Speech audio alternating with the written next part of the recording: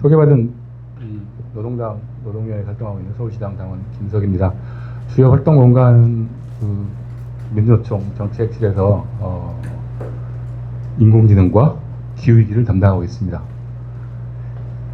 그 기후위기 하나만 해도 엄청난 의제인데 인공지능까지 담당하느라고 이거야말로 민주노총 일종의 그린워싱 같은 거 아닌가. 담당자 하나 두고 우리도 사업하고 있다. 이런 그린워싱이라는 말 아시죠? 뭔가 하고 있는 것처럼 녹색 분칠하는 걸 그린워싱이라고 하죠. 인공지능도 마찬가지입니다. 산업전환 대응 담당자라고 해서 사실 이거 담당을 하고 있는데 대응하면 할수록 이게 혼자 할 수 있는 문제가 아니구나 싶습니다. 그런데 우리 결집이랑 노동당에서는 이 두 주제를 한 번에 하겠다라고 그냥 야심찬 목표를 전달해 주셔서 네가 두 개 다 담당이니까 그냥 해 이러는데 다른 심오한 이유가 있지 않을까. 말씀드리겠지만 아마도 기후위기와 인공지능 두 개 모두 현재의 정세를 설명하는 핵심적인 키워드다. 그럼 현재의 정세는 뭘로 규정되느냐? 뒤에서 말씀드리겠지만 전환이라는 말로 규정되지 않겠는가 합니다. 이 전환을 구성하는 여러 가지 핵심적인 요인들 몇 개 중에서 가장 핵심적인 노동자에게 가장 큰 영향을 미치는 두 가지, 기후위기와 인공지능, 이렇게 해서 두 개가 묶여 있는 거 아닌가 하는 생각입니다. 예, 그럼 기후위기와 인공지능 뭘까요? 기후위기 대 인공지능인가? 아니면 인공지능 확산으로 인해서 기후위기가 심화된다는 말인가? 아니면 기후위기 대응의 해법으로서 인공지능을 볼 수 있다라는 이야기인가? 말씀드린 것처럼 현재 국면의 전환을 구성하는 핵심 요인으로서의 기후위기와 인공지능, 이 두 개를 이야기해보자 라는 게 아니겠는가 합니다. 인공지능 확산으로 인한 기후위기 심화, 많은 이 기후활동가들이 그렇게 이야기를 하고 있습니다. 기후위기 대응 해법으로서 인공지능, 국가와 기업은 이렇게 이야기를 하고 있습니다. 기술지상주의도 이렇게 이야기하고 있고요. 예, 그리고 전환입니다. 삶과 일, 우리의 일상, 우리의 미래를 바꿀 수 있고 바꾸고 있는 변화로서의 전환을 이야기하고 있습니다. 저항에도 마찬가지입니다. 이 두 가지 의제 모두가 지구적 반체제 운동, 이건 이제 월러스틴의 표현이다만 이게 이제 맞다라고 봅니다. 지구적 저항 운동, 지구적 반체제 운동에 던지는 공통적 충격과 교훈이 이 두 가지로 나올 수 있다라는 뒤에서 또 드리겠습니다. 전환은 보통 영어로는 트랜지션 혹은 트랜스포메이션 이렇게 이야기합니다. 근본적이고 본질적이고 구조적이고 총체적인 변화를 이야기한다. 근데 혁명이나 변화란 말을 이 변혁이란 말을 굳이 안 쓰죠. 잠깐 4차 산업혁명이란 말을 쓰기도 했었습니다. 하지만 굳이 혁명이나 변혁 이런 말 쓰지 않습니다. 그러면 전환은 누구의 언어인가? 우리가 지금 이야기하고 있는 전환은 누구의 언어인가? 노동자들의 언어인가? 아니면 기업의 언어인가? 자본가들의 언어인가? 이런 고민도 염두에 두고 시작해볼게요. 네. 현재의 전환 담론을 구성하는 여러 가지들, DX, 디지털 전환, 디지털 트랜스포메이션, 인공지능 전환, AI 트랜스포메이션, 역색 전환, 그린, 에너지 전환, 4차 산업혁명, 자동화, 전동화, 전지구적 가치사슬, 공급망, 블록 경제, 인구 감소, 고령화, 세계화의 새로운 국면이니, 신냉전이니, 국지전의 민발이니, G2니, 이런 이야기 전체가 현재의 전환 담론을 구성하고 있다는 겁니다. 네. 이른바 전환 담론의 역할에 대해서 한번 이야기를 해봤으면 좋겠습니다. 불가피하고 필연적이다라는 게 전환이란 말에 들어가 있습니다.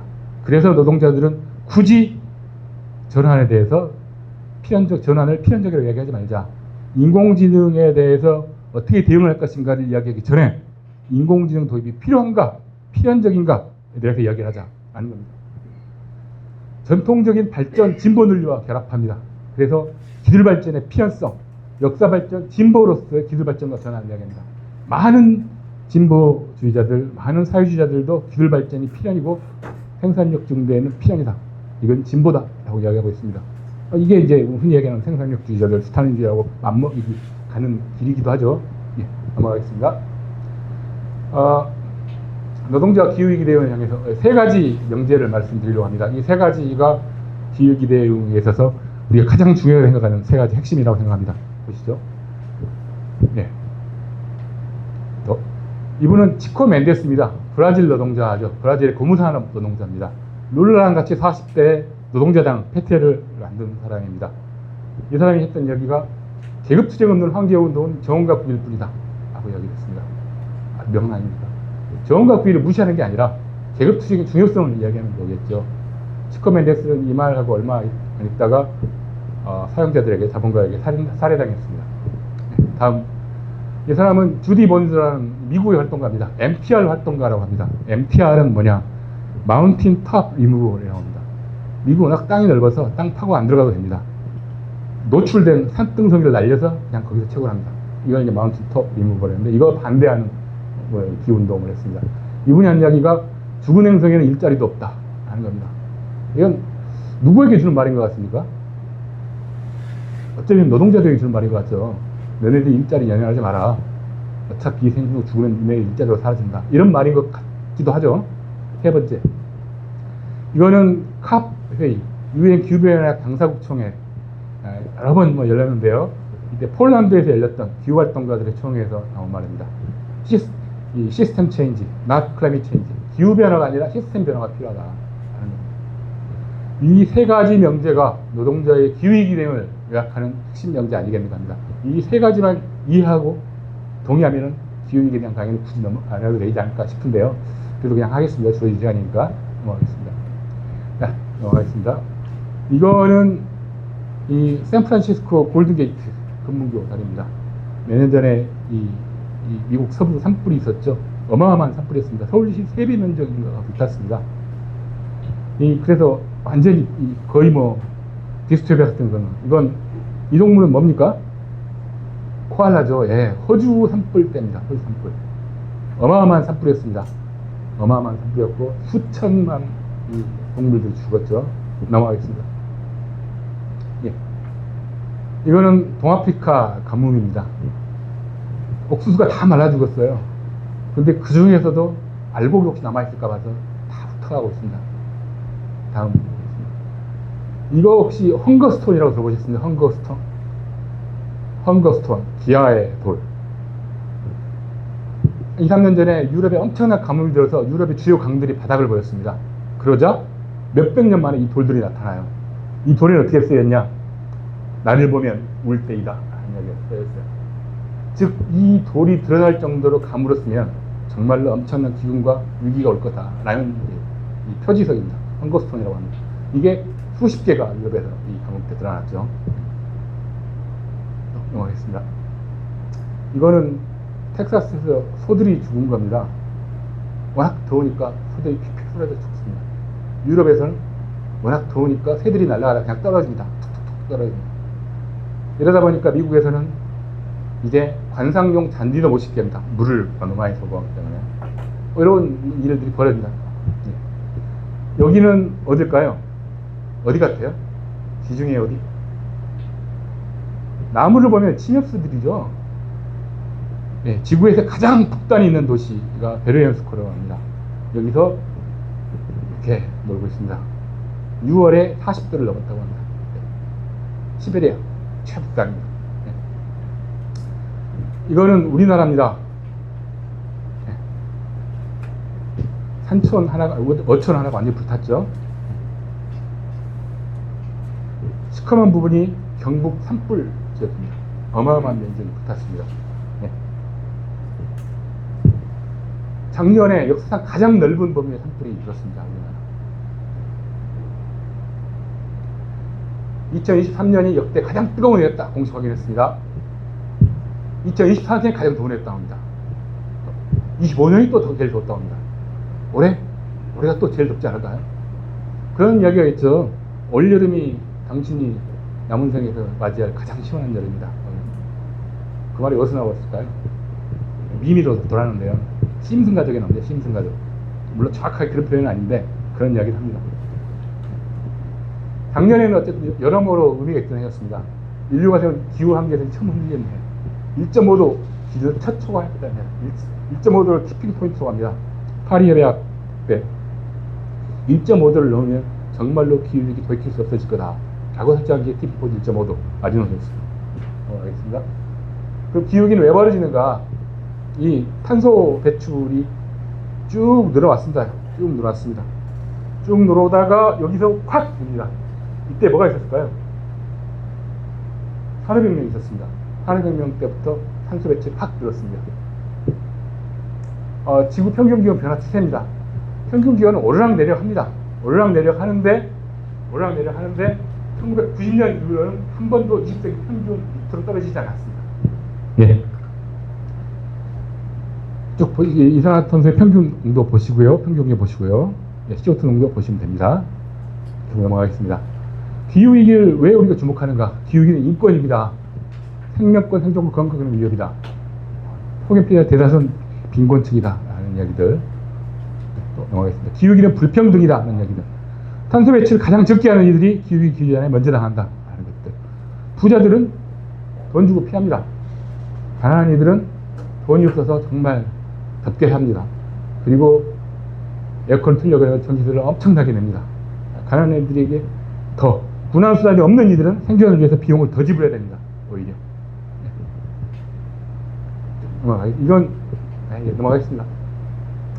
기후위기는 식량위기.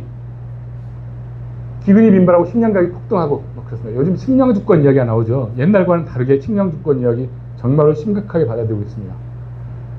근데 문제는 세계 농지의 4분의 3이 인간을 위한 게 아닙니다. 사료재배용입니다. 사료재배용. 대부분이 거대 곡물기업입니다. 사료재배 농지 대부분 단작을 합니다. 단작을 하게 되면 토지 자체가 황폐해집니다. 네, 넘어가겠습니다. 그리고 기후위기는 일자리 위기다. 라는 얘기합니다. 산업재해가 불가피하고, 우리는 지금 불가피하다고, 우리끼리는 불가피하다고 이야기합니다. 산업재해는 결국 일자리 양과 재래 변화로 쏘아할 것이다. 라는 겁니다. 기후위기 누구의 책임이가 아주 많이 보는 Y자 곡선입니다. 소득 10%가 52% 이상을 가져간다. 소득은 이렇습니다. 다음, 이것도 똑같죠. 가장 부유한 10%가 탄소 배출의 50%를 배출하고 있습니다. 이거는 탄소 배출 순위입니다. 중국, 미국 쭉쭉 나와 있습니다. 한국은 9위에 랭크되어 있네요. 이거 보시죠. 이거 다른 근데 여기는 한국이 없습니다. 있군요. 5위군요. 5위. 예. 또 보겠습니다. 이거는 역사적인 누적 배출량입니다. 여기에는 한국이 없습니다. 최근에 우리는 산업화를 시작해서요. 미국이 압도적으로 높죠. 예, 넘어가겠습니다. 역사적 책임을 쭉 놓고 보니 미국이 압도적으로 높습니다. 미국, 중국, 그리고 유럽연합 1, 2, 3이죠. 네. 그리고 한국 역시 아까 OECD 5위 기후악당 국가였고요. 온실가스 상위 10개 업체에서 우리나라 온실가스 배출량의 50%를 차지합니다. 그래서 사실 전등 하나 끄자, 에어컨 좀 덜 틀자 하는 게 얼마나 험한 소리인가 하는 겁니다. 그러니까 많이 해봐야 포항제철에서 고로 하나, 발전소 하나 하는 것보다 안 됩니다. 그렇게 하는 캠페인에는 다 이유가 있죠. 기후위기는 우리 모두의 책임이다. 기후위기 책임은 다 나눠 가져야 된다. 라는 이야기를 하기 위한 거죠. 넘어가겠습니다. 누가 이제 피해를 많이 보는가? 잠깐만요. 세계 지도가 좀 이상하게 되어 있지 않습니까? 탄소 배출이 많은 나라를 더 크게 그렸습니다. 그러다 보니까 미국, 중국이 압도적으로 크고요. 우리나라도 만만치 않습니다. 라틴 아메리카는 굉장히 홀쭉하고, 아프리카는 거의 없습니다. 양알공 빼고. 이런 상황이다. 라는 거. 그 다음. 하나는 1인당 탄소 배출량, 하나는 기후변화의 취약성. 두 개가 정반대됩니다. 탄소를 많이 배출하는 국가들이 취약성에서는 별로입니다. 탄소를 많이 배출하지 않는 국가들이 기후위기는 굉장히 취약하다는 겁니다.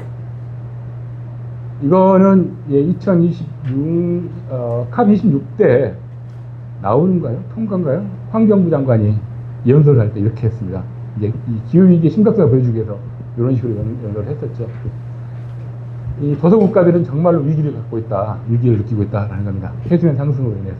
네, 계속 넘어가겠습니다. 기후변화 10대 취약국, 여기에는 개발도상국만 있습니다.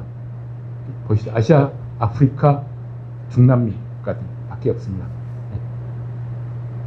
기후 아파르타이트라고 합니다. 이거는 사실 이제 기후 아파르타이트 상관없고 그냥 남아공의 아파르타이트를 상징하는 사례입니다. 여기 흑인들이 거주하는 한자티 임시거주 지역들, 여기 백인들이 거주하는 남부들도 많고 아주 고급 주택단지 딱 가리고 있죠. 아파르타이트. 기후 아파르타이트란 말 합니다. 2019년에 전지구역 탄소 배출 한 주만 책임밖에 없는 가난한 이들이 기후변화의 혹독함을 감내하게 된다. 세계는 기후 아파르타이트로 달려가고 있다. 야, 그래서 이 기후위기의 주요 원인, 아까 말씀드렸던 것처럼 탄소 배출, 온실가스 배출이 가장 큰 비중을 차지하는 인간 활동, 산업 활동의 변화가 필요하다라는 것. 그래서 화석연료 기반 산업 활동이 지속 불가능하다라는 겁니다. 그래서 우리는 이렇게 동의하고 있습니다. 탄소 배출을 극적으로 줄이고 재생에너지에 기반하는 인류의 전속과 생태계 보존에 기여할 수 있는 산업 구조의 전환이 필요하다. 산업의 녹색화, 공정 전반의 녹색화가 필요하다. 그리고 노동자들 일자리 역시 질과 양 모두에서 근본적인 변화를 수반하고 있다라고 이야기하고 있습니다. 그럼 산업전환을 이야기합니다. 산업전환은 왜 벌어졌을까요? 자본주의 세계체제적 위기에서 나온 거 아닌가 보고 있습니다. 복지국가가 이 양차된 이후에 탄생을 합니다. 양차대전을 토대로 한 자본주의 세계체제의 성장과 함께 제1세계 노동계급의 진출. 그래서 여기에 대한 포섭으로서 복지국가가 탄생합니다. 그리고 1970년대 한계에 봉착하죠. 한계에 봉착해서 두 가지 선택지가 나옵니다. 차제간 군비경쟁이 격화되고 군사력이 비대화합니다. 두 번째, 신자유주의가 등장합니다. 70년대부터. 복지국가 해체. 그나마의 양보도 회수합니다. 그리고 제3세계에 대한 초과적지가 이제 본격적으로 벌어집니다. 그래도 위기 해결이 안 됩니다. 위기는 지속되고 금융위기 등이 찾아오죠. 그러면서 자본의 새로운 위기 탈출구로서의 산업전환이 등장합니다. 몇 년 전까지만 해도 이걸 4차 산업혁명이라고 했습니다. 요즘은 그냥 산업전환 이렇게 하죠. 새로운 이연축 동력의 창출원으로서 두 가지, 기술진보, 기후위기 대응을 꼽습니다.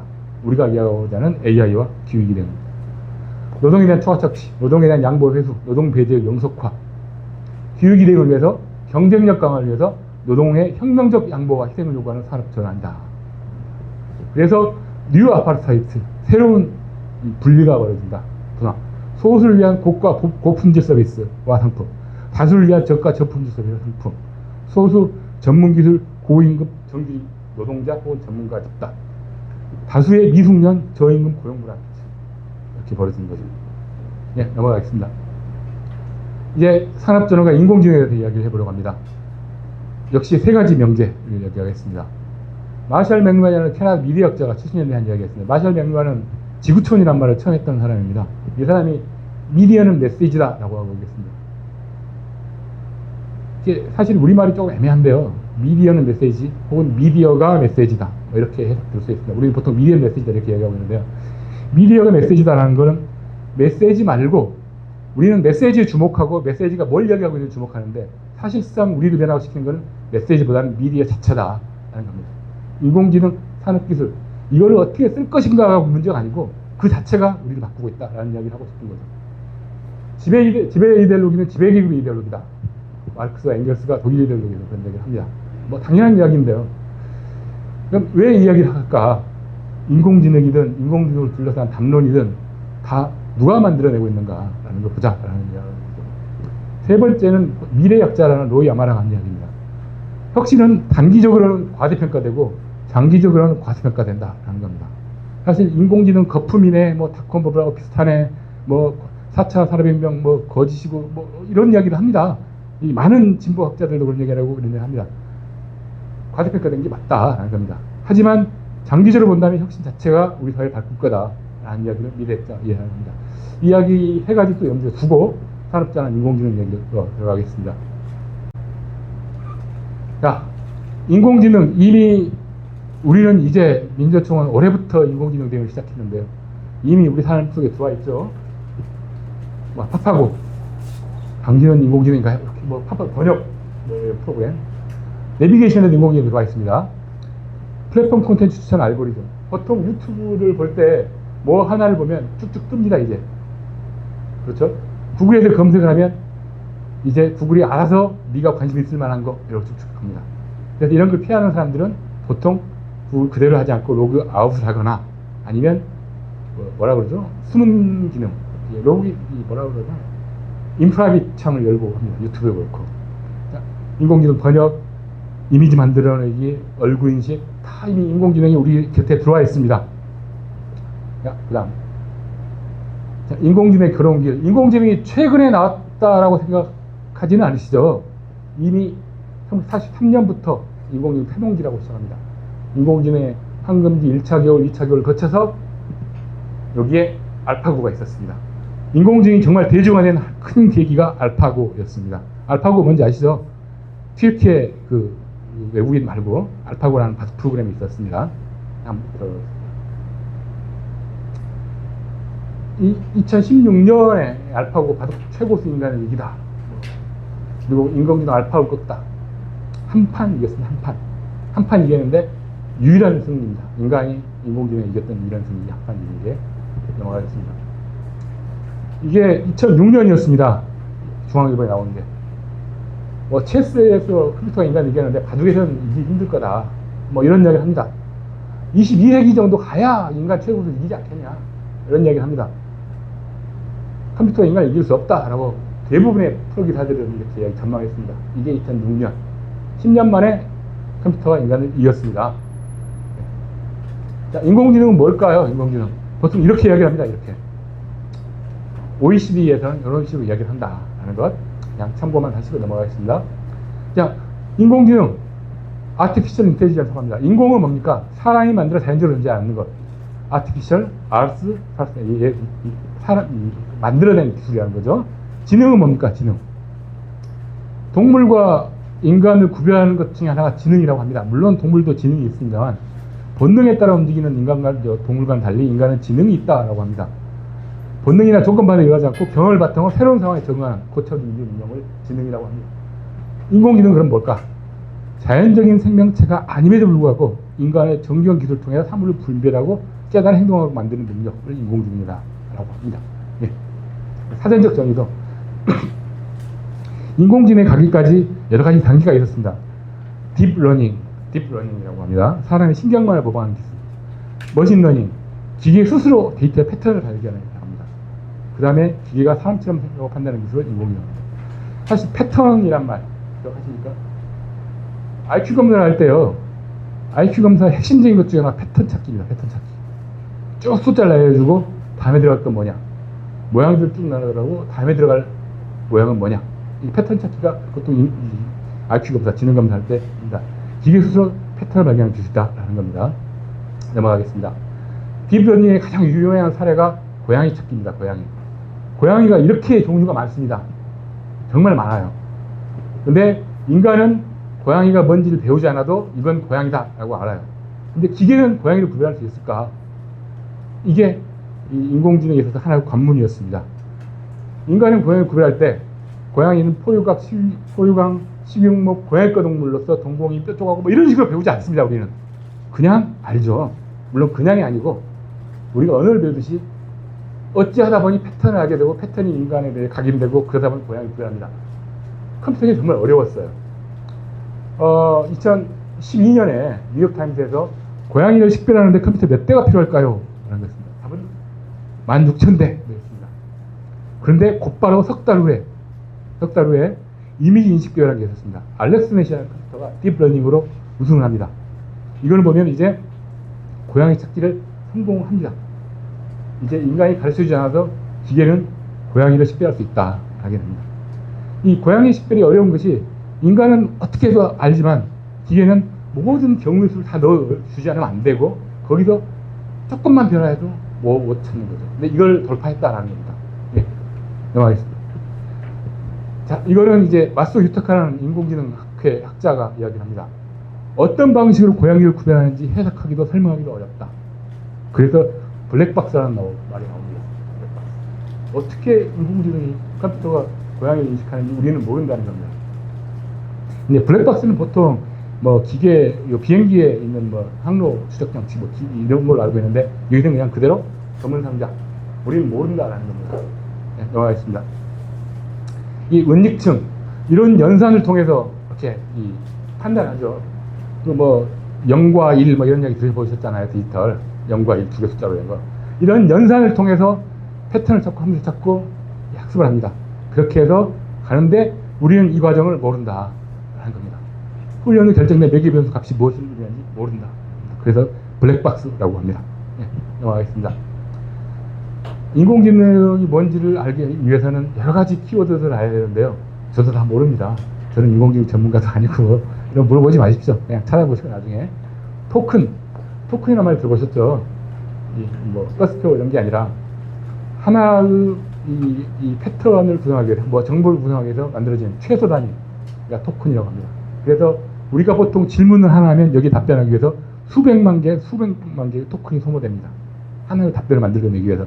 하나의 답변을 만들어내기 위해서는 엄청난 정보들을 내가 쭉 찾아서 이걸 하나의 답변을 만들어내죠.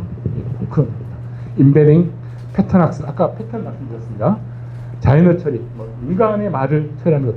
이걸 처리해야 번역도 하고 통역도 하고 뭐 이런 한죠. 거대 언어 모델, 파인 튜닝. 튜닝이 뭔가요? 튜닝은 뭐 기계 바꾸는 거, 자동차 튜닝한다고 뭐 그러죠. 파인 튜닝. 인공지능을 조금 더 바꾸는 거 이렇게 생각하면 됩니다. 그리고 이런 것들을 강화학습이라고 합니다. 강화학습 뒤에서도 말씀드리겠지만 휴먼 피드백을 통해서 조금 더 강화된 학습을 한다 하는 겁니다. 검색, 증강, 변성, 구조, 넘어가겠습니다. 범용. 이거야말로 이 제너럴 퍼포스, 모든 것들이 학습 가능한, 사용 가능한 범용 AI 아직 만들어지지 않았습니다. 일반 인공지능 아직 도래하지 않았습니다. 파운데이션 모델, 미세 조정을 통해서 다양한 애플리케이션 사용할 수 있는, 기반이 될 수 있는 것, 파운데이션 모델. 뭐 GPT-3 같은 게 이런 모델입니다.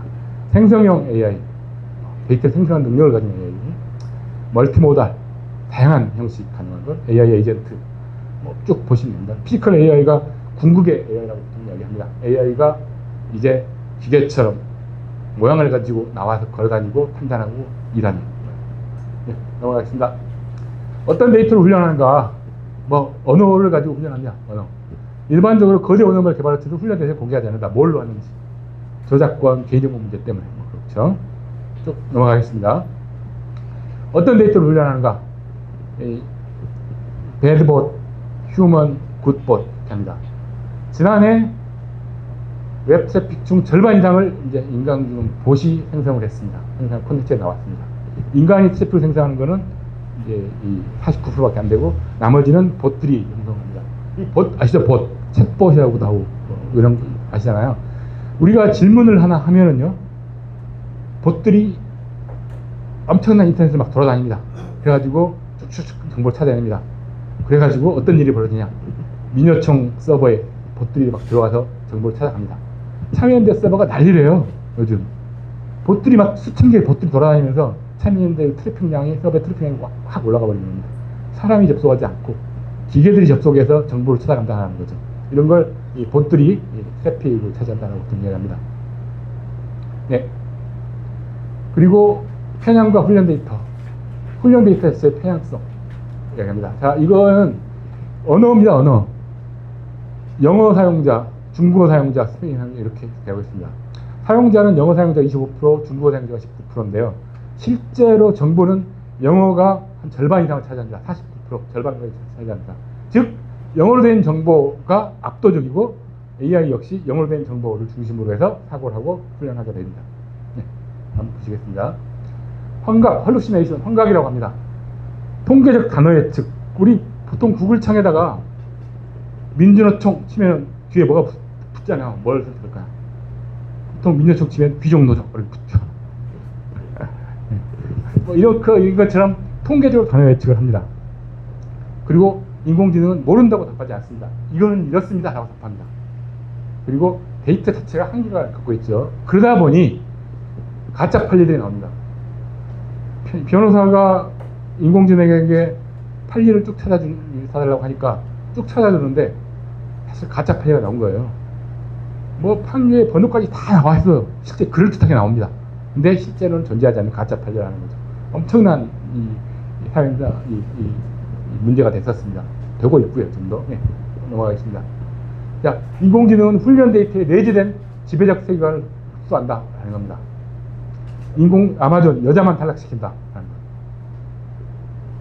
것. 사람들이 면접을 보다 보면 무식증으로 여자보다는 남자가 뭐 이런 식의 판단을 하게 되거든요. 무식증 편견을 가지고 인공지능이 그걸 그대로 따라합니다. 이렇게 미래 언어 모델을 앞선 언어 모델 출력한 생성 불가한다 이런 것들. 그리고 자신이 속한 집단을 속성에 의해서 평가된다 하는 것들. 뭐 이런 이야기를 합니다. 무슨 이야기인지 아시겠죠? 네, 넘어가겠습니다. 아까 블랙박스라는 이야기 나왔습니다. 블랙박스. 예, 얼굴이 안면식 기술로 뭐 이런 일도 있었다라는 것들. 모른다는 거예요. 왜 이 사람을 찍었는지. 몰라요. 근데 이런 피해자들이 만들어집니다. 네, 넘어가겠습니다. 이 연금에도 이런 일들이 벌어졌습니다. 부정수급 탕기 시스템 실화라는 것이 있었는데요. 이 일이 벌어져가지고 2013년에 내각 총사퇴였습니다. 국가연금, 국민연금 프로그램에 이런 오류들이 발생해가지고 넘어가겠습니다. 혹시 이 이루다 들어보셨어요? 이루다? 네, 연애 프로그램이라고 합니다. 근데 이 이루다 연애 프로그램에 얘가 뭘 가지고 학습했냐? 이게 연애 프로그램이 뭐냐면 이루다에게 연애하는 상대처럼 톡을 보내면 답변을 합니다. 이런 식으로. 이 답변을 인공지능이 하는 거죠. 그러면 이게 뭘 가지고 학습했냐? 카카오톡에 있는 메시지들, 연애하는 남녀들, 커플들의 메시지를 가지고 학습을 했어요. 그러다 보니까 엄청난 편견에 가득 찬 메시지가 나온다는 겁니다. 나 그기 싫어. 너 장애인이요? 나랑 못 사귀겠어. 이런 얘기를 그냥 스스럼없이 합니다. 이러다 보니까 문제가 되기 시작했고 이루다는 중단이 됐었죠. 이런 이야기들 보시겠습니다. 넘어가겠습니다. 그리고 인공지능에는 엄청난 물과 전력이 필요합니다. 물 한 컵 마셔야 질문 6개 답할 수 있다는 겁니다. GPT. AI가 답변하기 위해서 물을 엄청나게 필요합니다. 데이터 센터가 물 얼마나 쓰는지 요즘 기사들 많이 나오는 거 보셨죠? 그래서 미국 애들은 데이터 센터 반대 운동을 합니다. 우리나라는 아직까지 그 정도까지 안 가고 있는 것 같은데요. 전기 먹고 그런 AI, 에너지 고스톱 뚫려야 AI가 산다. 이런 이야기를 합니다. 네, 넘어가겠습니다. 이거는 인공지능 노동 문제 이야기를 할 텐데요. 현차지부 올해 초에 현차지부 소식집니다. 노사 합의 없는 일방적 용납할 수 없다. 노사 합의 없이 단 한 대도 들어올 수 없다. 현차지부 이런 이야기 소식집을 냈습니다. 이러니까 아주 난리가 났습니다. 언론에서. 대통령까지 어느 노조가 생산 로봇을 거부한다고 했는데 흘러오는 거대한 수레바퀴를 막을 수 없을 거다. 이런 이야기를 합니다. 거대한 수레바퀴, 보통 역사의 수레바퀴 이런 이야기 합니다. 인도 신화에서 나온 뭐 저거노트 이런 이야기 하죠. 수레바퀴 깔린다는 이야기. 근데 현차지부로서 당연한 이야기 한 거 아닙니까? 단협이 이렇게 돼 있어요. 신기술 도입 시한 노사비를 거쳐야 된다. 단협을 지켜야죠. 단협은 법으로 보장받는데. 그런데 대통령이 이런 이야기를 합니다. 이 불법 이야기인데 이런 이야기를 하는 거죠. 근데 요게 갖고 있는 함정도 나중에 말씀드리겠습니다만 있습니다. 넘어가겠습니다. 인공지능과 노동, 이거는 콜센터에 들어온 이야기들입니다. 콜센터에 이미 AI가 들어왔습니다. 우리가 전화를 하면 물론 이 기계 AI가 먼저 받습니다. 그리고 상담사로 통화를 하려면 몇 단계를 거쳐야 되죠. 이런 이야기들 콜센터에 뭐 이렇게 한번 읽어보시면 될 것 같습니다. 우리 민주정부 사업장 얘기를 하고 넘어가겠습니다. 그리고 감시를 강화하는데 AI를 활용한다 하는 것들. 녹취를 하려다. STT는 뭘까요? 이 이야기를 텍스트로 바꿔주는 프로그램을 사운드 투 텍스트 프로그램입니다. 이걸 가지고 한다는 거죠. 네, 넘어가겠습니다. 이거는 인공지능의 히토리오, 많은 희소광물들이 들어갑니다. 여기는 이 코발트 채굴하는 콩고 노동자들입니다. 엄청난 이 희소광물, 히토리오가 들어가죠. 네, 다음. 여기는 이 데스메탈, 스웨덴의 메탈이 아니고 정말 죽음의 광물이라는 이야기입니다. 인도네시아 노동자들, 아주 아동 노동자들이 있어요. 그리고 방탄대표 라벨링이라고 하죠. 이걸 라벨링. 아까 이야기했던 강화 훈련 할 때 인간이 도움이 필요하다는 겁니다. 라벨링. 자, 넘어가겠습니다. 이거는 이 사진 보셨는가요? 인공지능이 학습을 시키려고 수백만 권의 책을 사다가 다 잘라 스캔해가지고 인공지능한테 입력을 했어요. 근데 이 판결은 불법이 아니다. 지가 지책 써가지고 썼는데 무슨 문제가 있겠냐 하는 거였죠. 문제가 됐던 거는 불법 저작물 이런 것만 문제가 됐었습니다. 넘어가겠습니다. 자, 챗GPT 정확도 비결은 노동 착취였다. 케냐 노동자들이 인디아 노동자들이 챗GPT 답변을 검증을 하고 확인을 합니다. 네. 이런 일들이 있었습니다. 네, 넘어가겠습니다. 자, 그래서 이런 노동을 보통 유령 노동, 마이크로 노동 이렇게 이야기합니다. 데이터 라벨링 이렇게 얘기하고요. 프롬프트 교정하고 팩트 체크하고 RFID 넣고요. 이걸 보통 디지털 인형 눈붙이기라고 합니다. 네, 넘어가겠습니다. 이거는 얼마 전에 민요측이 발표한 성명이라고 산업부가 제조업 암묵지 AI를 개발하겠다라고 발표를 했었습니다.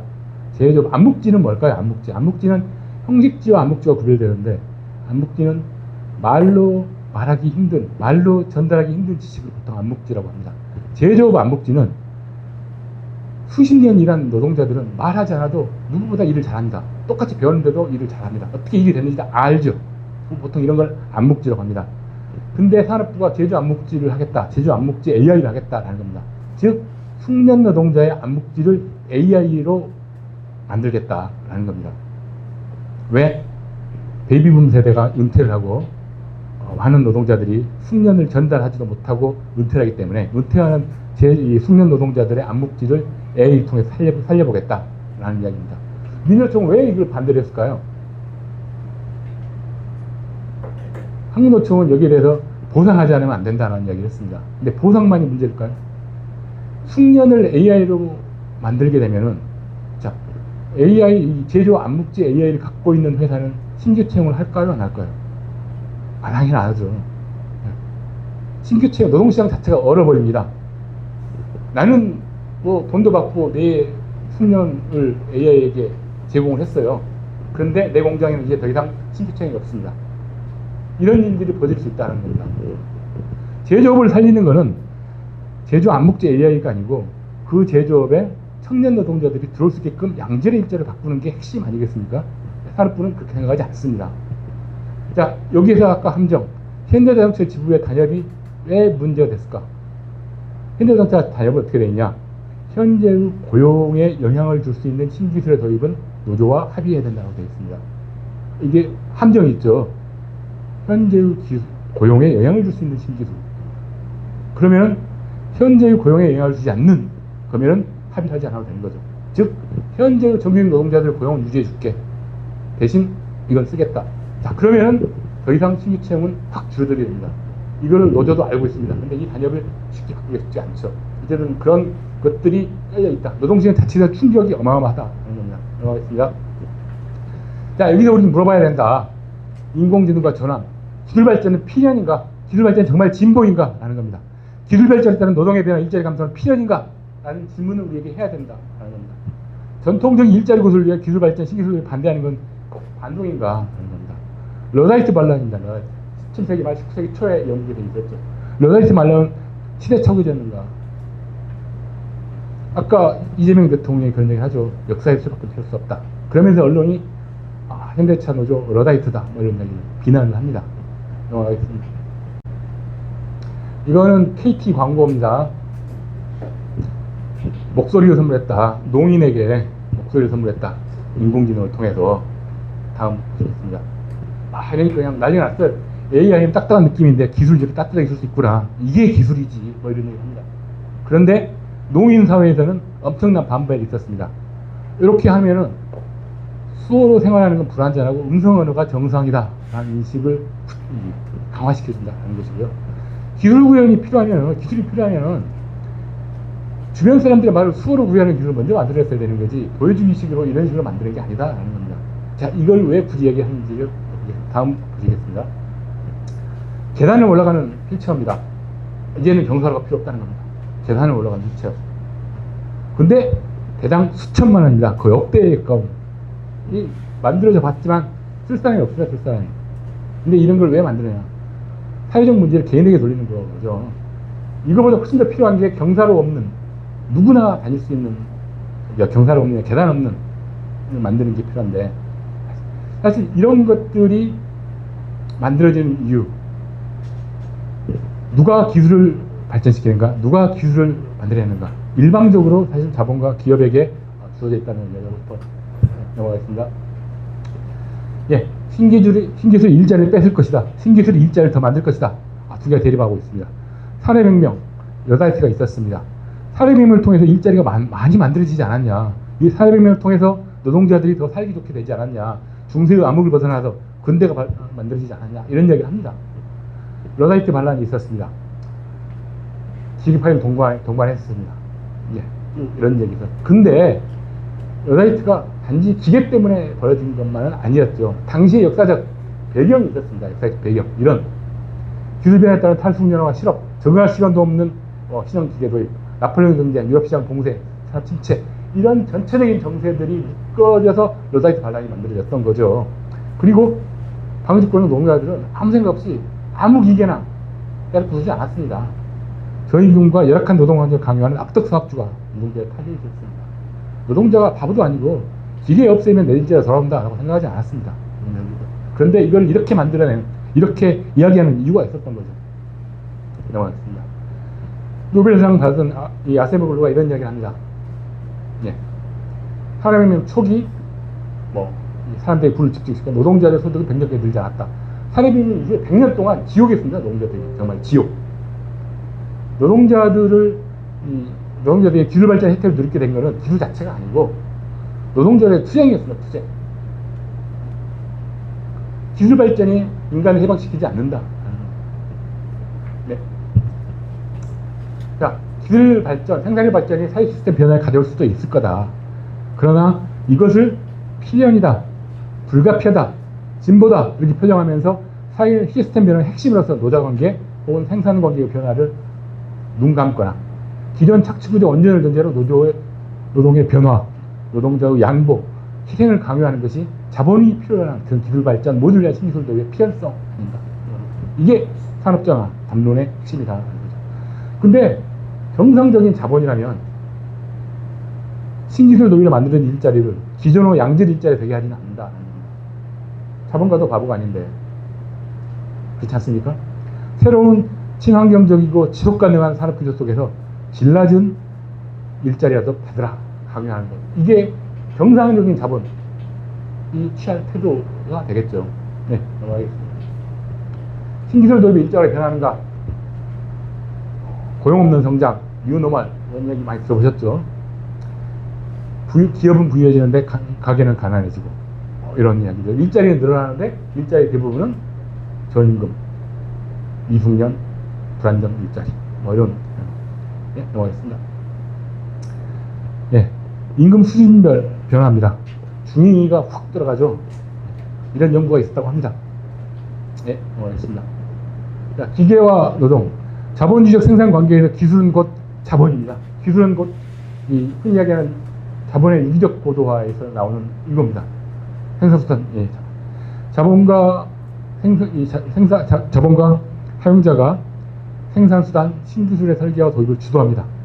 그리고 자본가 의도가 전적으로 기술 도입, 신기술에는 반영됩니다.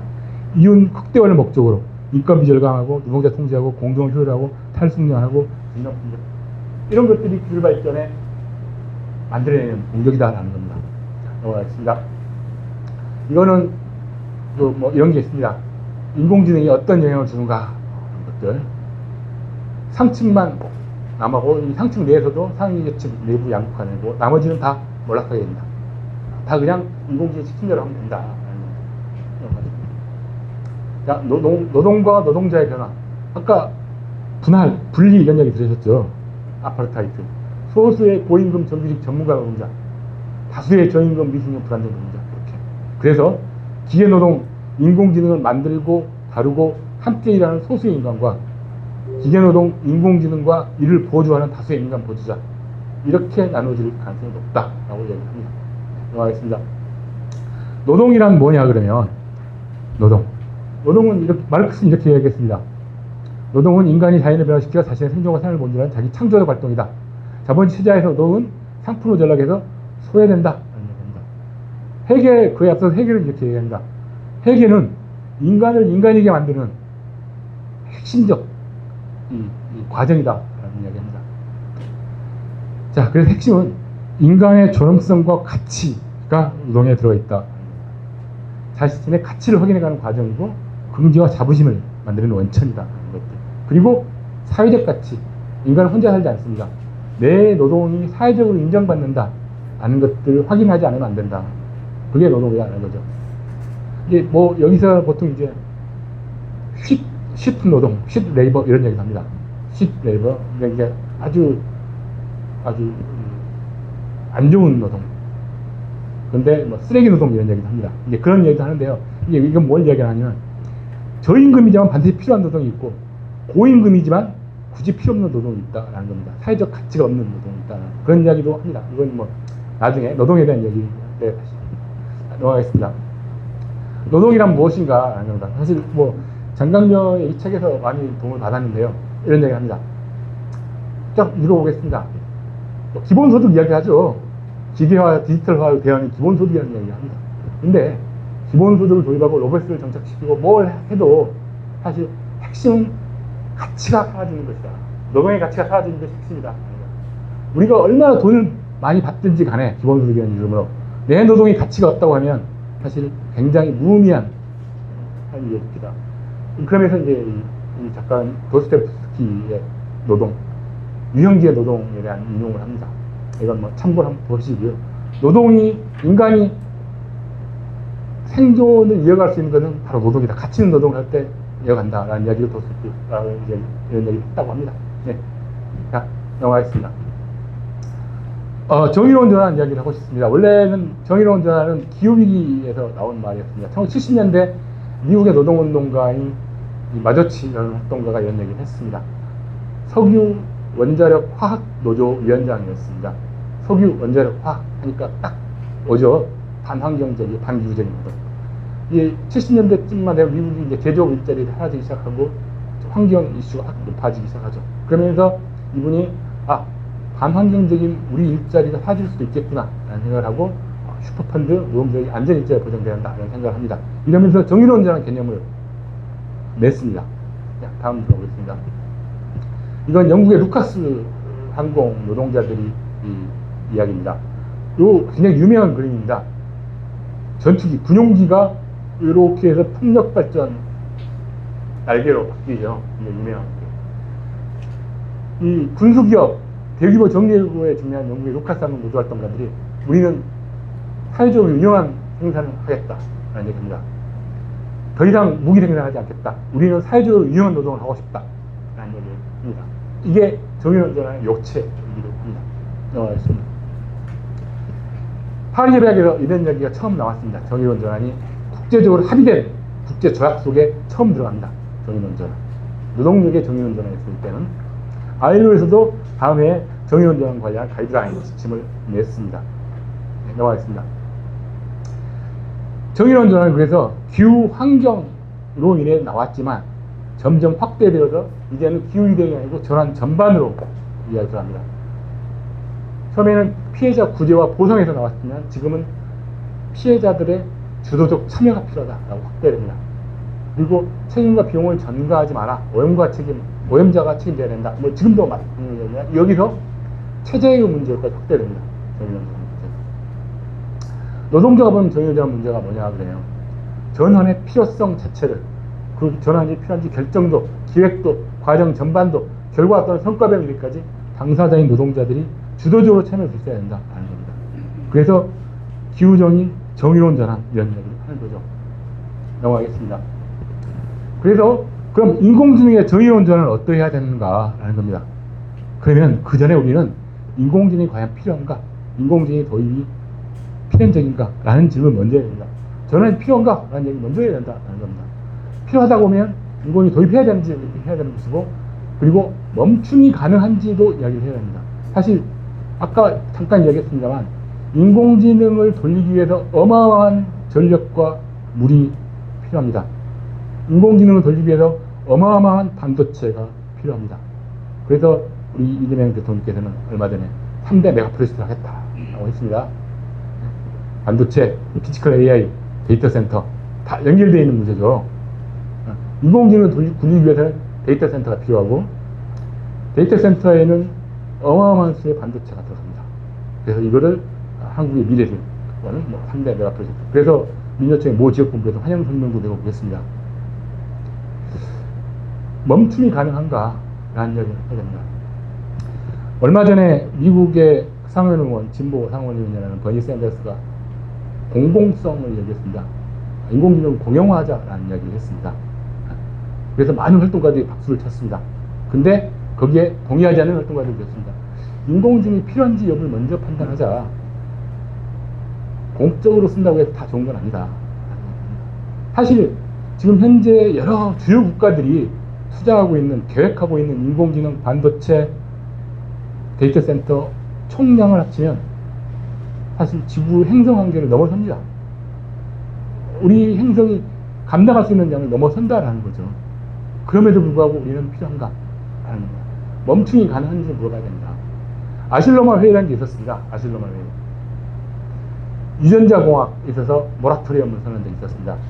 유전자 재조합 기술, 편집 기술이 막 발견되고 유전공학자들은 겁이 덜컥 났습니다. 야, 이건 힘든 거 아니냐. 이거 잘못했다면 큰일 나겠는데?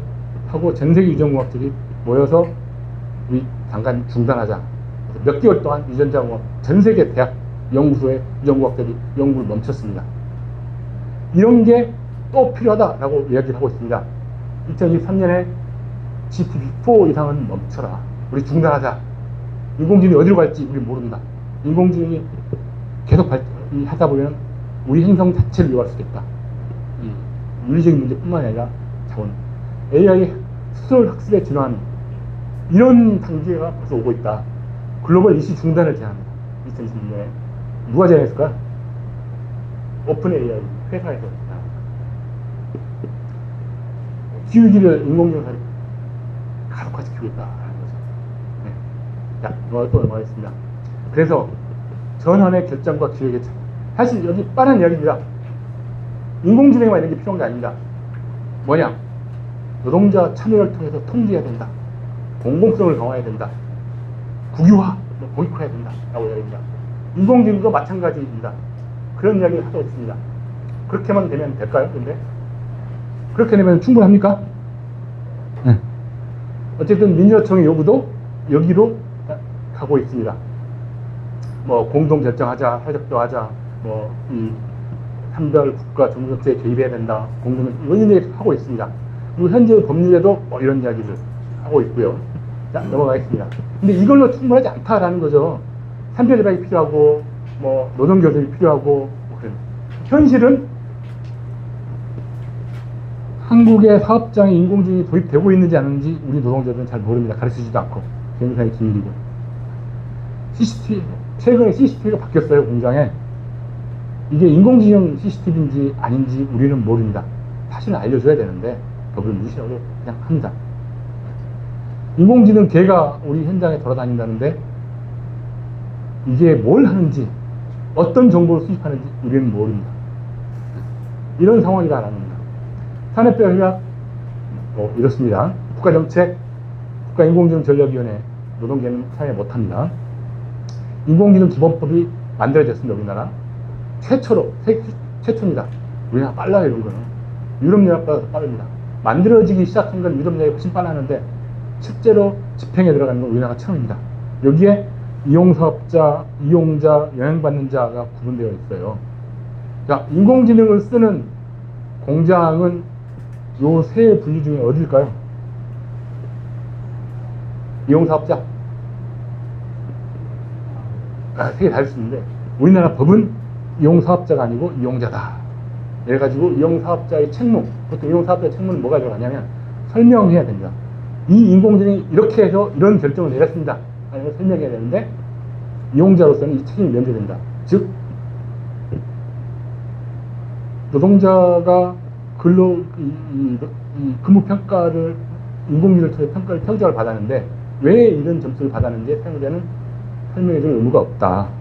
우리나라 인공지능 공법이 이렇게 되어 있습니다. 당연히 영향받는 자는 노동자죠.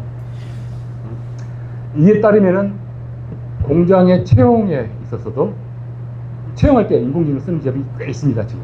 근데 이 채용할 때 인공지능이 이 사람을 떨어뜨리고 이 사람을 합격시키고 왜 하는지 사용자도 모릅니다. 그리고 설명해줄 의무도 없습니다. 이 법이 이렇습니다. 병원에서 인공지능 프로그램을 통해서 환자를 진료를 했습니다. 근데 잘 했는지, 이게 맞는지, 왜 이런 게 필요한지 설명해줄 의무가 병원에는 없습니다. 이용사업자 아니거든요. 그냥 이용자일 뿐이죠. 이런 법들이 우리나라에 지금 만들어졌습니다. 아직. 고위험 넘어가겠습니다. 자, 넘어야 할 벽이 있습니다. 경쟁력, 기업 경쟁력, 산업 경쟁력, 국가 경쟁력. 이 경쟁력 문제입니다. 국회에서 인공지능 관련한 사회적 합의를 하려고 했다가 무산된 게 이 경쟁력 문제. 민주총 중집에서 경쟁력이라는 표현을 쓰면 우리는 하지 못한다. 그래가지고 무산됐었죠. 근데 삼성을 국민기업이라고 이야기하고 3대 메가 프로젝트에 민주총 지역본부에서 찬성을 하고 대부분 국민들이 여기에 대해서 찬성하고 있는 이유, 이재명 일 잘한다 라고 하고 있는 이유, 이것 때문이죠. 이거 기업이 살아야 우리가 살 수 있다라는 이런 것들. 이러면 우리 회사만, 우리나라만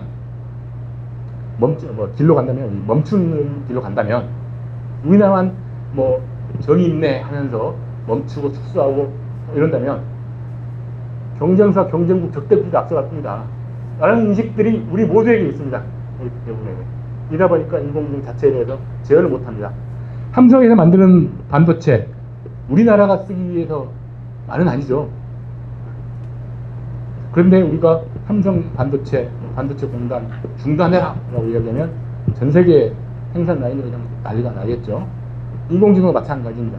이런 것들이 다 얽혀 있다는 겁니다. 그래서 아까 모라토리엄 이야기를 했었습니다.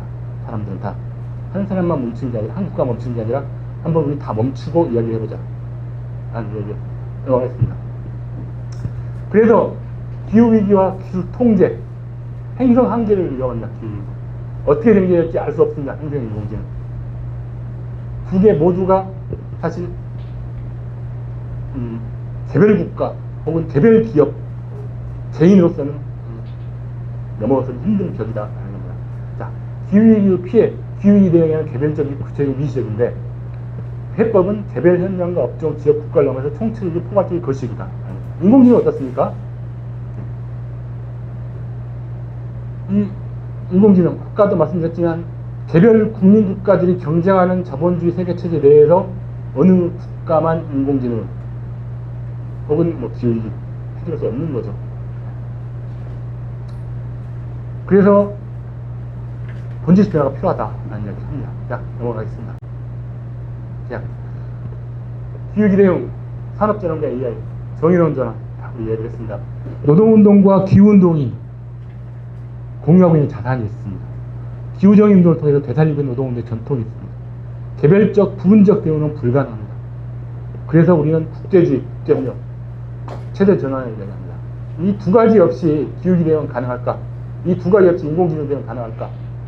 물론 우리 사업장에서 노조 동의를 거치게 만들고, 노조 동의 없이 사용 못하게 만들고, 단협을 통해서, 산별협약을 통해서 다 중요합니다. 이걸 하지 말자는 이야기 아닙니다. 근데 그걸로 충분한가라는 겁니다. 우리나라만, 우리 기업만, 현대차 노동자들이 삼성전을 그런 얘기를 합니다. 우리만 해도 됩니까? 국제주의, 국제협력, 체제전환을 고려하지 않는, 체제전환은 뭡니까? 한 업종, 한 개인, 한 국가만 가지고는 이 시스템 자체가 안 된다는 겁니다. 이 두 가지 전통을 살리자 하는 거죠. 넘어가겠습니다. 그냥 좋은 이야기입니다. 왜 국제주의인가? 넘어가겠습니다. 왜 체제전환이 필요한가? 하는 겁니다. 넘어가겠습니다.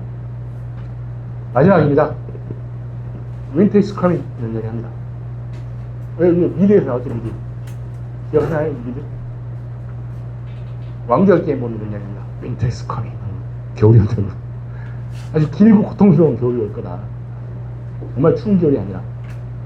막스 베베가 1919년에 이런 얘기를 했습니다. 지금 어느 집단이 외적인 수준을 보았기 간에 우리 앞에 놓인 것은 여름날에 만발의 내리고 칠흑 같은 냉혹한 어둠일 거다. 그때가 되면 누가 살아있겠냐 하는 겁니다. 지금 인공지능 문제, 기후위기 문제가 딱 이런 것들, 이런 현실 아니겠는가 합니다. 이상입니다.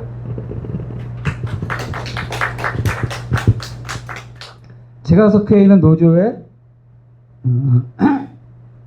작년인가에 한번 간부들을 모아놓고 이제 같이 다른 사업장이지만 지부라고 하죠. 노조가 있고 산별의 지부들인데 간부들을 만나 확대 간부 수련을 1년에 한 번씩 해요. 그때 기후 문제를 한번 다룬 적이 있었는데 공공운수 노조에도 활동하고 있는 동지인데 삼성의 이재용이 여름철 지금 같은 여름이죠. 한 달 전기료를 얼마나 냈을까? 네. 저도 상상을 못했죠.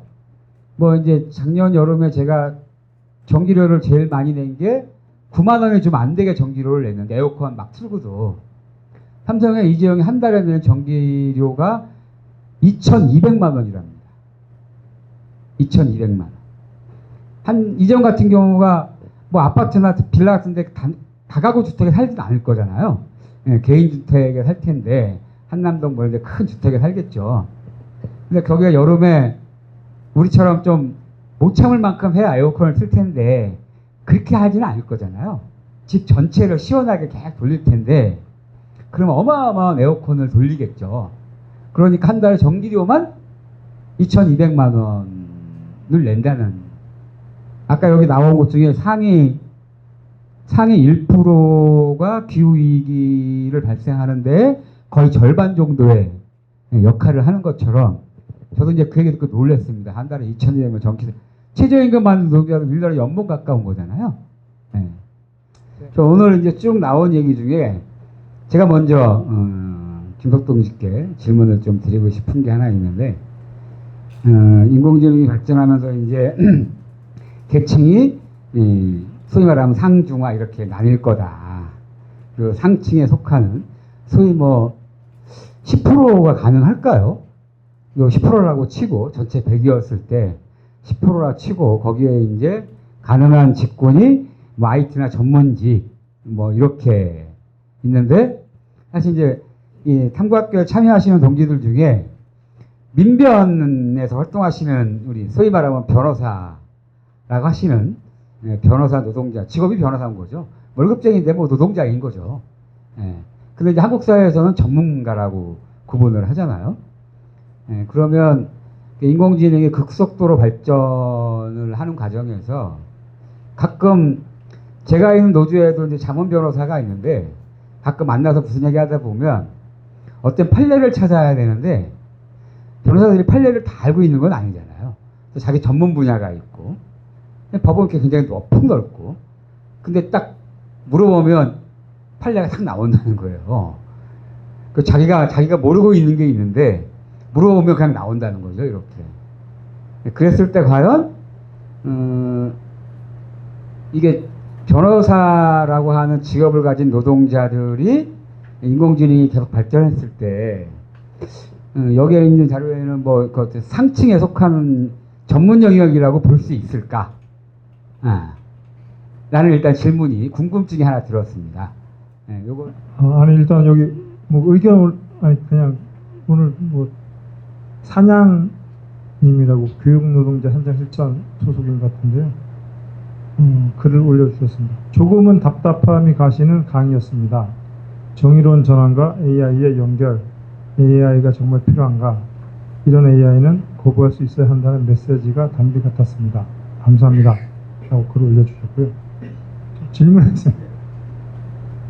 저는 이제 요즘 노조에서도 AI를 많이 쓰고 그 우리 사무금융노조 같은 경우는 그 AI 활용법에 대한 교육도 엄청나게 좀 많이 하고 있거든요. 이런 개인들이 AI 쓰는 거에 대해서 이거 자제를 해야 되는 건가요? 적극적으로 활용해야 되나요?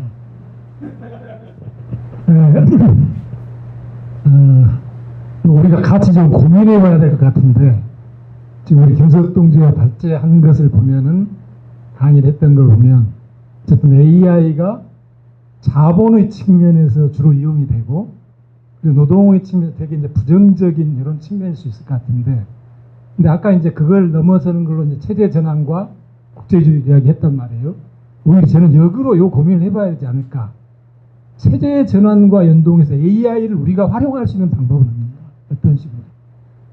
그러니까 그건 생산력 발전이라고 하는 것은 물론 자본가들이 이윤을 더 많이 축적하기 위해서 이렇게 했겠지만 실제로 그런 기술적인 측면은 오히려 노동자들이 어떻게 활용을 해서 그렇게 갈 수 있을 것인가. 그냥 체제를 같이 가야만 한다가 아니라 그걸 어떤 식으로 활용을 할 수 있는 방법은 없을 것인가 하고 꼭 고민도 좀 많이 해봤을 것 같습니다. 그러니까 한마디로 이야기하면 우리가 그걸 너무 수혜적으로 바라봐서는 되게 그러니까 대응도 수혜적이 될 것 같아요. 오히려 그걸 좀 공세적으로 바라볼 수 있는 이런 측면에서 고민을 좀 해볼 수 있는 건 없을까? 요 질문 겸 토론 사항을 드려봅니다. 제가 발표 시작하기 전에 질문을 좀 자제해 주십사라는 말씀 드린다는 걸 깜빡해가지고 제가 사실 전문가도 아니고 그냥 대응을 조금 더 담당적으로 고민해봤다는 것밖에 없어서 그렇습니다. 변호사는 AI 시대의 상층 노동자인가? 저는 하나의 직업을 그런 식으로 분류할 수는 없다고 생각해요. 예를 들자면 이용 노동자, 변호사가 이용 노동자 구분된다는 게 아니라 어떤 업종이든 간에 AI를 기획하고 활용하고 사용한 그런 주체적인 노동자가 있을 수 있는 거고, 변호사도 마찬가지로 AI를 기획하고 활용하고 쓰는 그런 변호사가 있을 것이고, 저는 AI를 예를 들자면 그런 겁니다. 그럼 AI뿐만 아니라 신기술도 마찬가지죠. 어떤 신기술이 내가 신기술 편에 설 것인가 말 것인가, 이 여부라는 겁니다. 내가 AI 편에 설 것인가 말 것인가 여부라는 겁니다. 아무리 AI를 내가 잘 써도 AI 편이 아니라면, AI를 주도하는 자본가의 편이 아니라면 몰락은 불가피하다고 생각합니다. 그게 하나가 있고요. 두 번째는 노조에서는 AI, 노조 활동가들은 개인적으로 자제해야 되는가? 아까 이미 답변이 나왔습니다. 전등 하나 끄는 거 정말 중요한 실천인데요. 전등 하나 끌 시간에 데모 한 번 더 해야 해요. 돌 한 번 더 던지고요.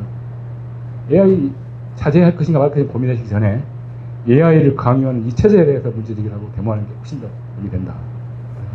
노동자들이 AI를 쓰고 말고가 이 시스템에 큰 변화를 주는 건 아니다.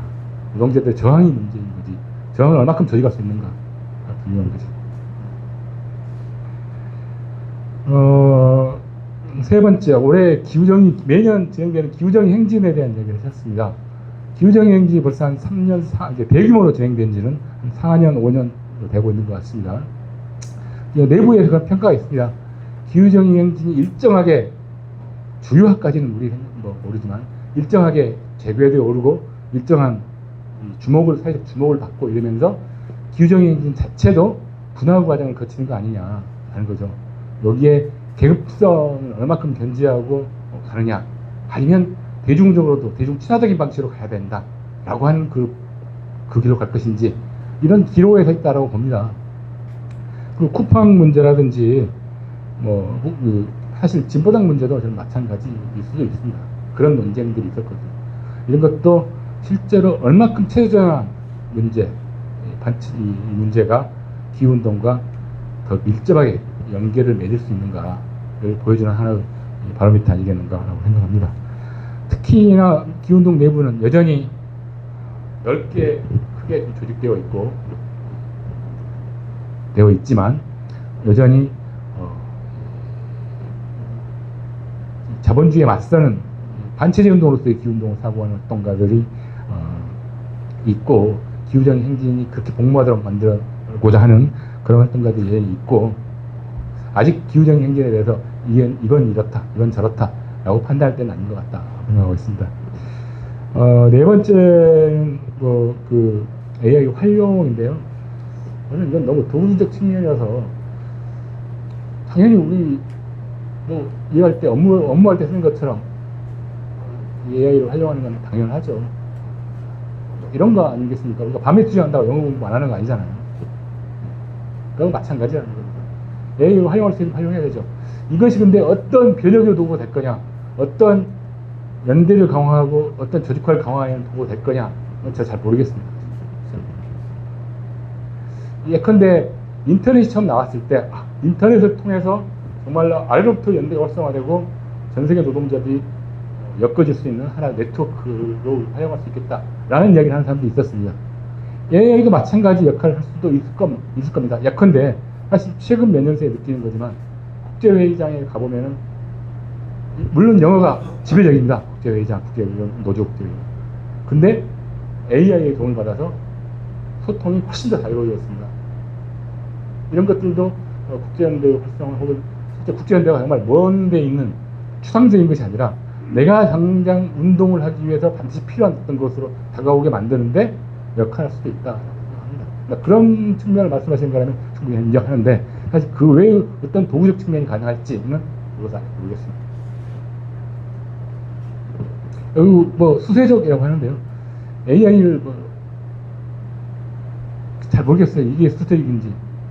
저는 그 버니 샌더스는 AI 공공성이 훨씬 더 수세적인 이야기라고 생각합니다.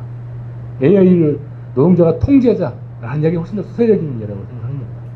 이보다 더 공세적인 이야기는 AI 지금 당장 중단하자. 쓸지 말지를 노동자와 함께 노동자 주도적으로 판단하자라는 겁니다. 그렇다고 해서 우리가 기술 아예 AI 우리 앞으로 살 미래 세계는 AI 필요 없어 라고 이야기하는 게 아니라요. 인류를 위해서 혹은 이 지구 행성을 위해서 AI가 얼마큼 필요한지 합의선을 갖자라는 이야기인 거죠. 그런 차원에서 인식하면 되지 않을까. 여기 밀면논지로 나 계시기 때문에 진짜 답을 듣고 싶어요.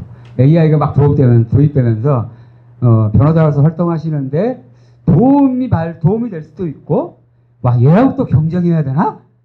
뭐 이럴 수도 있는데 어쨌든 이게 이제 아까 김수선님 말씀하시는 것 중에 병원도 요즘은 이제 굉장히 많이 이 로봇 수술도 하고 사람이 못 보는 것도 자세히 보기도 하고 막 이런 게 있어서 그러니까 현장에서 어쨌든 이제 이 변호사로서 또 이제 노동 쪽 관련된 활동을 많이 하시는 동지들이기 때문에 혹시 이런 거에 좀 AI가 막 도입되면서 변화되는 뭐 체감되는 게 있으신지 한번 좀 들어보고 싶어요. 그래서 와 계시니까 일단 그 AI 거의 다 대부분 젊은 분들부터 나이 든 분들까지 AI를 정말 많이 쓰고 있고 그 특히 범용 말고 법률 AI가 따로 있는데 이게 작년에 쓰던 거랑 올해 쓰던 거랑 정말 그 발전 속도가 달라서 이게 그 뭐라 해야지 입력만 하면 변호사가 쓴 것과 유사한 서면을 딱 하고 이게 띄우고 이제 법원에서도 변호사들의 그런 서면의 질 같은 것들이 조금 균일화됐다 이런 평도 조금씩 나오고 있고 실제로 그 저희가 그 뭐 법령을 새로운 법령을 검색하거나 판례 같은 것들을 검색할 때 대부분의 시간을 굉장히 많이 쏟았었는데 그 시간이 굉장히 줄어가지고 업무 효율이 굉장히 높아지는 측면이 있는데 확실하게 이제 그 노동 측면에서 신규 변호사들의 진입이 거의 많이 줄어들어서 채용을 하지 않고 실제 제 주변에 이제 채용을 할 권한이 있는 사람들을 들어보면 뭐 3명을 원래는 뽑아야 되는데 1명만 채용을 해도 그 사람들로 다 대체가 되고 훨씬 뭐 신입 변호사들을 이렇게 트레이닝 시켜서 하는 것보다 AI로 활용을 하면 효율성이라든가 질이 훨씬 좋기 때문에 교육의 측면에서도 일단 할 필요도 없고 비용도 줄고 효율성도 좋으니까 AI를 많이 사용하는 것 같습니다. 그리고 지금 그래서 저희 그 변호사 그 교육 방식이 그 사법연수원에서 로스쿨로 변환하면서 그 구조가 그 학교에서 나와서 실무는 현장에서 배워서 이제 변호사들이 길러내는 방식이어야 되는데 실제로 그 신입 변호사들을 채용하지 않으면서 교육도 전혀 되지 않고 일자리도 없어지고 그래서 기존의 기득권이라고 되는 연차가 높은 변호사들이 사건을 많이 따와서 그들은 되게 더 돈을 잘 벌는 구조가 된 것 같고 이제 전연차들 진입하는 과정에서 이제 뭐 교육의 기회라든가 노동의 기회라든가 이런 것들이 많이 사라지고 있어서 굉장히 문제가 되는 것 같습니다.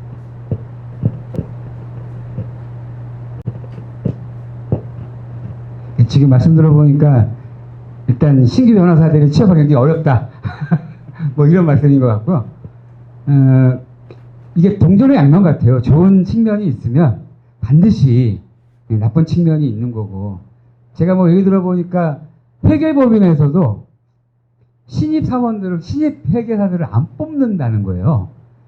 뽑아서 훈련시키고 뭐 교육시키고 이제 일할 만큼 하려면 일정하게 경험상 시간이 지나야 되는데 그냥 AI 돌리면 잘 정리해서 나온다는 거예요. 그러니까 굳이 신입 회계사들을 뽑지 않아도 회계법인은 잘 돌아가는 뭐 그렇다고 얘기를 많이 하더라고요. 뭐 현장에서 좀 다르긴 현장마다 좀 다르긴 하겠지만 여기 서울교치대표 오시는 성영인 동지 계시지만 성영인 동지는 전문 목수시거든요. 근데 아직까지 뭐 AI나 로봇이 막 목수 역할을 하거나 이러진 않기 때문에 좀 차이는 있을 것 같기는 합니다. 예. 그럼에도 불구하고 많은 영역에서 노동자의 일자리가 줄어들거나 양질의 일자리가 아닌 질이 좋지 않은 저임금 노동자들을 양성하는 그런 상황이 올 수도 있겠다 이런 생각도 드는 것 같습니다. 혹시 마지막으로 기회를 드리겠습니다. 네, 오늘 꼭 반드시 물어봐야겠다. 디프리 가서 물어보실 거라고 저는 생각하고요. 정리하도록 하겠습니다. 꽤 오래전 영화인데요. 제목이 엘리시움인가 뭐 하여튼 그런 것 같아요. 황폐화된 지구가 있고 여기서는 이제 제대로 못 사니까 부자들만 진짜 선택받은 사람들만 우주에다가 거주지를 만들어 놓고 거기서 생활하죠. 거기서는 누가 아프면 뭐 기계에 들어가는 애가 막 다 검사한 다음에 완치를 시켜주는 나머지 그 절대 다수의 사람들은 황폐에 대한 지구에서 사는 소수만 그렇게 사는 뭐 이런 시대가 이게 조만간에 도래할 수도 있겠다. 여기 계신 분들은 뭐 지구를 떠나지는 못할 것 같고요. 저랑 같이 지구에 사실 것 같아요.